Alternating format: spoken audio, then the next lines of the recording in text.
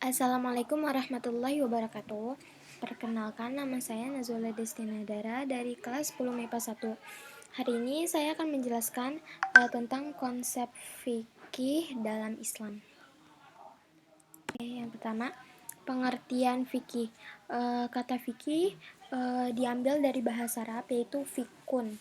Secara bahasa terambil dari kata faqiyah yafqahu fiqhon, yang berarti pemahaman yang mendalam.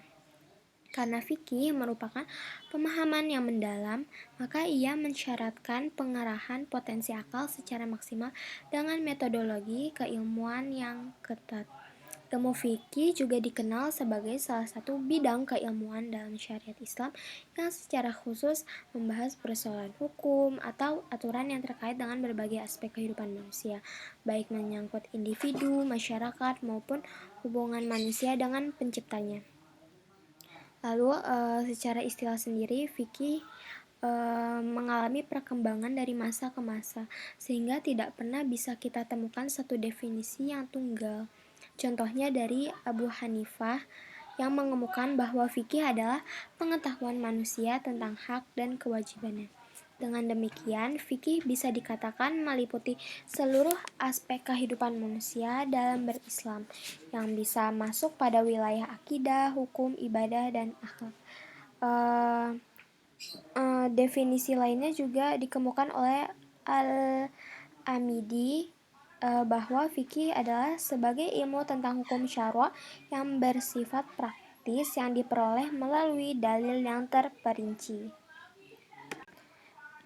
Di samping definisi yang tadi saya sebutkan, ada lagi definisi lain yang dikemukakan oleh ulama ushul fikih, yaitu yang pertama, ilmu fikih adalah ilmu yang mempunyai tema pokok dengan kaidah dan prinsip tertentu. Definisi ini muncul dikarenakan kajian fikih yang dilakukan oleh fuqaha menggunakan metode-metode tertentu seperti qiyas, istihsan, istishab, istislah, dan sadduz zari'ah.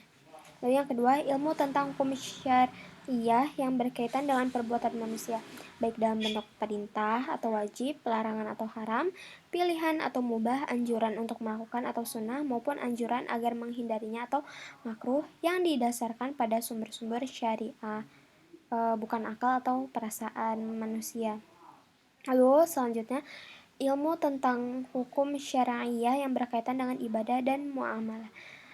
Dari sini kita bisa mengerti kalau fikih merupakan hukum syariat yang lebih bersifat praktis yang diperoleh dari istidlal atau istinbat atau penyimpulan dari sumber-sumber syariat seperti Al-Quran dan Al-Hadis.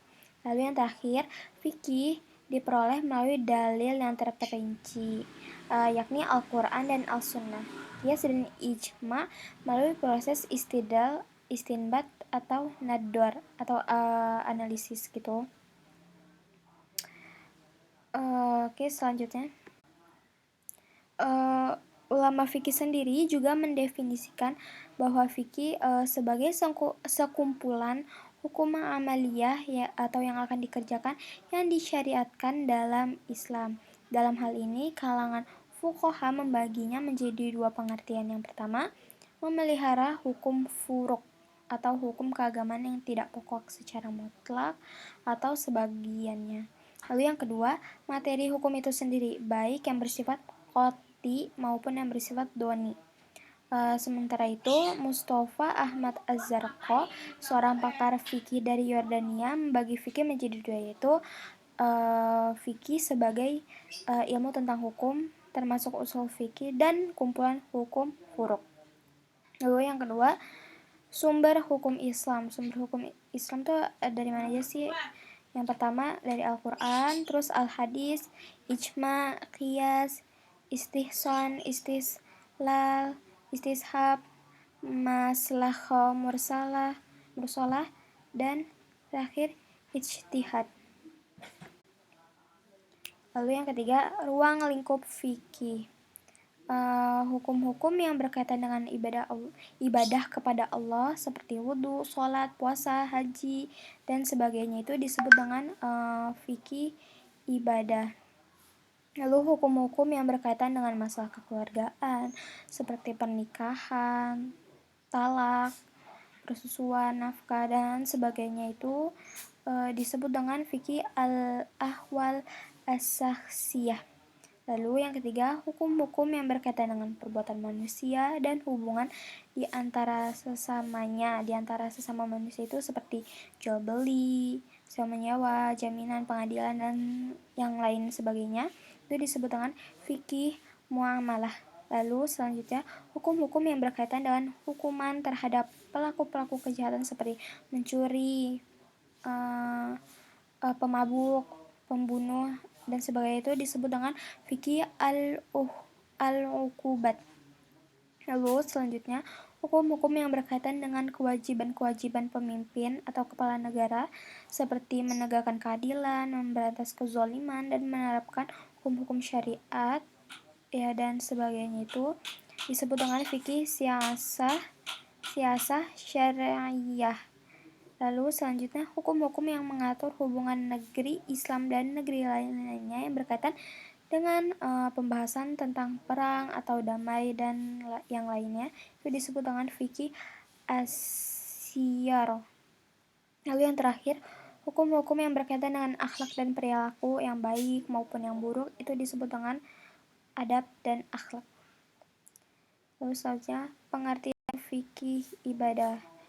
Fikih ibadah yaitu pemahaman mendalam terhadap nas-nas yang terdapat dalam Al-Quran dan As-Sunnah yang berkaitan dengan rukun-rukun dan syarat-syarat sah tentang penghambaan diri manusia kepada Allah Subhanahu wa Ta'ala. Apa aja sih hukum-hukum yang berkaitan dengan ibadah kepada Allah? Yang pertama itu wudu, yang kedua sholat, yang ketiga puasa, yang keempat haji, kelima niat, yang keenam zikir, dan yang terakhir doa. Oke, sekian penjelasan dari saya. Mohon maaf bila ada kata yang salah.